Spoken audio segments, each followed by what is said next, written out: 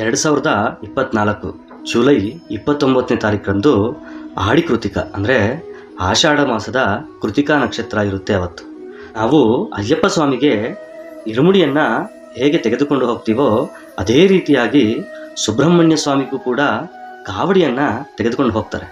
ಅದೊಂದು ಅದ್ಭುತವಾದಂತಹ ಪ್ರಕ್ರಿಯೆ. ಮದುವೆಯಾಗದ ಹೆಣ್ಣು ಮಕ್ಕಳು ಆ ಕಾವಡಿಯನ್ನು ಎತ್ತಿದರು ಅಥವಾ ಆ ಕಾವಡಿಯನ್ನು ನೋಡಿ ನಮಸ್ಕರಿಸಿದರೂ ಯೋಗ್ಯನಾದಂತಹ ವರನು ಸಿಗ್ತಾನೆ. ಅನಾರೋಗ್ಯದಿಂದ ಬಳಲುತ್ತಿರುವವರು ಆ ಕಾವಡಿಯನ್ನು ನೋಡಿ ನಮಸ್ಕರಿಸಿದರೂ ಸಹ ಅವರ ಅನಾರೋಗ್ಯ ಕಮ್ಮಿ ಆಗುತ್ತೆ. ಗರ್ಭ ಧರಿಸದಂತಹ ಸ್ತ್ರೀಯರು ಕಾವಡಿ ಎತ್ಕೊಂಡು ಹೋಗ್ತಾ ಇರಬೇಕಾದ್ರೆ ದೇವಾಲಯ ಪ್ರಾಂಗಣದಲ್ಲಿ ಮಲ್ಕೊಂಡ್ರೆ ಈ ಕಾವಡಿ ಎತ್ಕೊಂಡು ಹೋಗ್ತಾ ಇರೋವಂಥವರು ಅವರನ್ನು ದಾಟ್ಕೊಂಡು ಹೋದರೆ ಸಂತಾನ ದೋಷ ಪರಿಹಾರವಾಗುತ್ತೆ. ಇದಕ್ಕೆ ಅಂತಾನೆ ತಮಿಳುನಾಡು, ಈ ಆಂಧ್ರ ಪ್ರದೇಶಗಳಲ್ಲೆಲ್ಲ ಕೂಡ ಕೂಪನ್ಸ್ ಕೊಡ್ತಾರೆ. ಗರ್ಭ ಧರಿಸದಂತಹ ಸ್ತ್ರೀಯರಿಗೆ